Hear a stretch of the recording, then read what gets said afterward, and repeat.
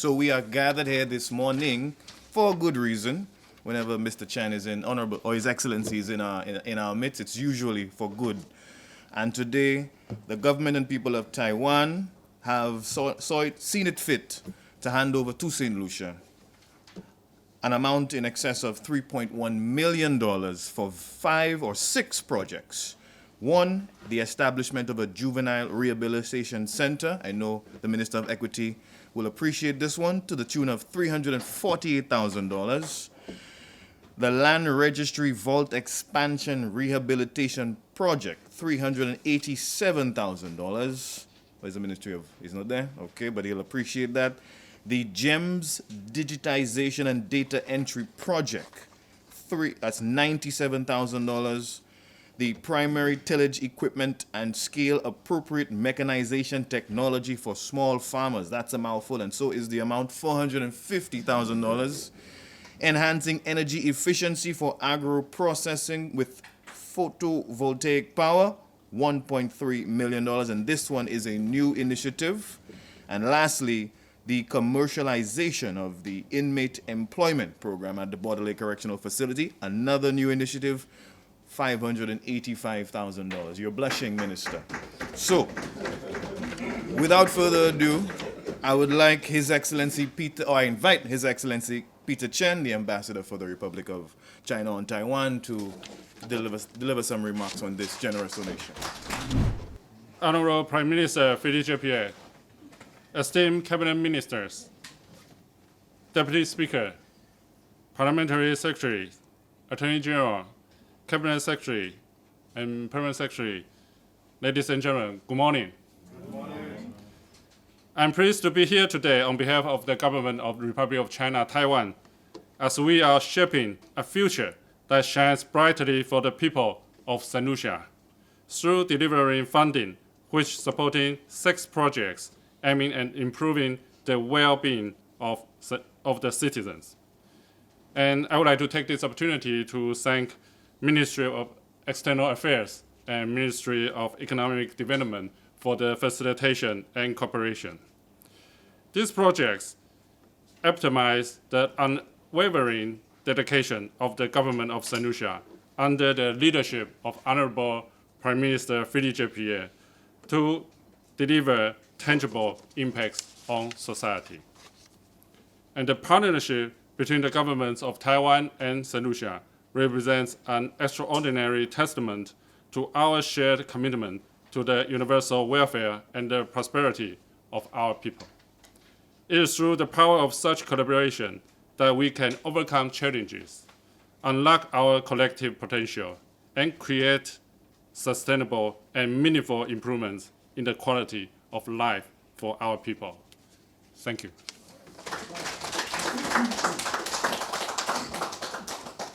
Thank you, Ambassador. And the next speaker, of course, to give remarks and to officially or verbally receive this gift from Taiwan, of course, is our Prime Minister, Honorable Philippe Jean-Pierre. I invite you now to the podium. Thank you very much, Master of Ceremonies, Cabinet colleagues, Permanent Secretary, Cabinet Secretary. Good morning. Good morning. Today, again, I'm very happy to be receiving money. And I know my colleagues are happy also, although they would have preferred it to go in the constituency development program.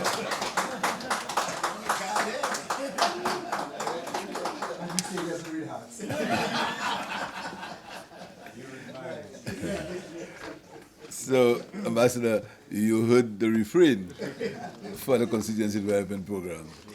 Next week we'll be going to the United Nations General Assembly, the Foreign Minister and myself, and we are going to reaffirm St. Lucia's independent foreign position.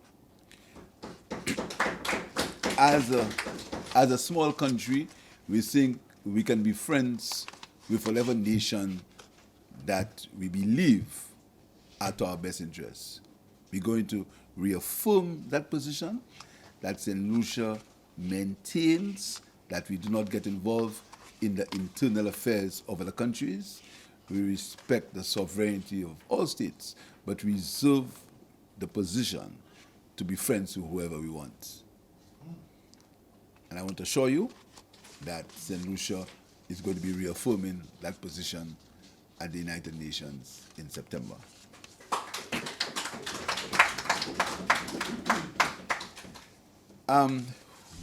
This morning we are going to be receiving grants of $3.172799 million for a range of projects.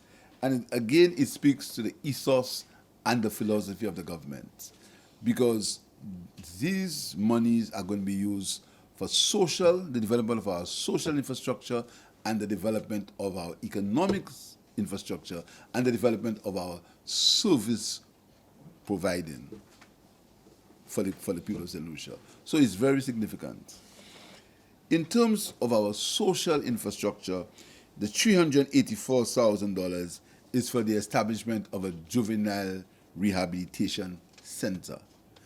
And you know, the Minister of Equity has always pronounced on the need for us to stop delinquency before it starts. And that has to be at the level of the juvenile. Cabinet has decided that the old Sir George Charles School, the former Sir George Charles School, is going to be used as a rehabilitation center for juveniles. And that money is going to be technical assistance for us to move forward. It's not going to be enough to build the facility, but it's going to be used for technical assistance. It's going to be used for civil works, to include structural assessment of the existing buildings, to assess them to see how we can use it, site assessments, environmental and social impact assessment, and working drawings for the project. That is what you're going to use that money for. And after that, we're going to come to funding so that we can convert it into the center that we want. Very important to us. And we're very pleased that we can use that money for that purpose. The second part of using money for social infrastructure is for the commercialization of the inmate employment at the Bordelais institution. A lot has been said about Bordelais in recent times. A lot has been said about Bordelais. A lot has been said. The government is committed to the rehabilitation of inmates. We believe that if someone broke the law and he was caught and he served his time, when he returns to the society, he should be ready. And that money is going to be used for the rehabilitation of the poultry pen at the Bordelais institution, for the expansion and the rehabilitation of the pig pen. You know, they are growing their own protein, for the rehabilitation of the abattoir at the institution, and we're going to that is going to help them in being self-sufficient, in being able to feed themselves. And I'm not going to say again. In fact, I'm going to say again.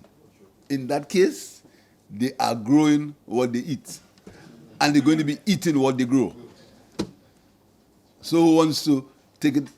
Wherever they want to take it, that's what they're doing. You understand? So, and that will cost $585,000.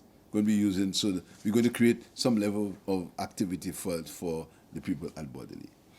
Then there's the service providers, which I spoke to you about, how that money is going to be used to increase the service delivery of the St. Lucia government. So we have a project in the land registry, the vault expansion of the land registry. The land registry is a very important place. The lawyers in this cabinet always speak about the land registry, always speak about it. And commercial transactions can't happen if there's not a functioning land registry.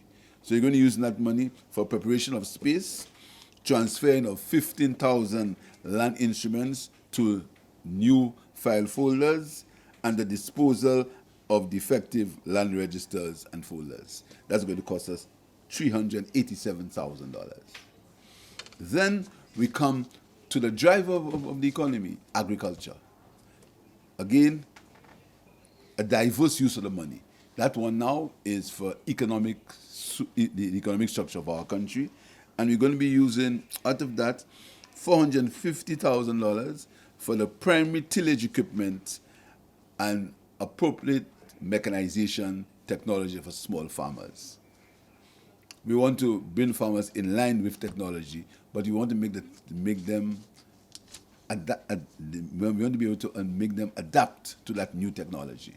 And that is why we are getting these 8 small tillers that can go into the small farms, and we're going to train them in the use of the equipment, and we're going to establish user groups to use that equipment. That is going to cost $450,000 in the agriculture sector. Because, when, as a government, I want to thank my cabinet for that. And yesterday, I want to very compliment the Ministry of Agriculture for the Cassava and Coconut Festival. Because, people who know better try to ridicule you when you talk about feeding yourself, when you talk about food security. Hurricane Brett, Tropical Storm Brett, caused us to lose about 70% of our banana crop. And as we speak, there's a shortage of bananas in St. Lucia. A major shortage of bananas in St. Lucia as we speak because of Tropical Storm Brett. So, food security is a very important issue for our island. And the use of the cassava and the coconut, I want to compliment the minister and the ministry and the staff for that initiative. Then, we are still in agriculture. We are going to be using part of that money to create solar power for agro-processing plants. Double whammy. Helping in agro-processing and being energy efficient. My friend, the Minister of Environment, will tell you about our carbon footprint. In fact, as we go to the UAE in December, that's what the government of St. Lucia will be taking a CARI position as far as emission of carbon are concerned. So again, we're going to use it to convert the power at Foassa. Foassa has 2 facilities. Wow. One facility for rural women, and Lakai, 2 facilities for honey processing and banana ripening facilities. We are going to be using some money for that to improve, to change the means how they get power from regular to solar. And that has cost us $1.3 million. So these are a mix of projects, all for the benefit of the people of the country. All for the benefit of the people of the country. And we're grateful for that. We're thankful for it. And I want to tell you, we can account for the use of these funds. These funds are going to be used in the way that they were supposed to be used. And we look forward, when you return, at some other point, to make another donation. We will be able to tell you how we use these funds and how they use. So thank you very much, and do convey our thanks to the government of Taiwan.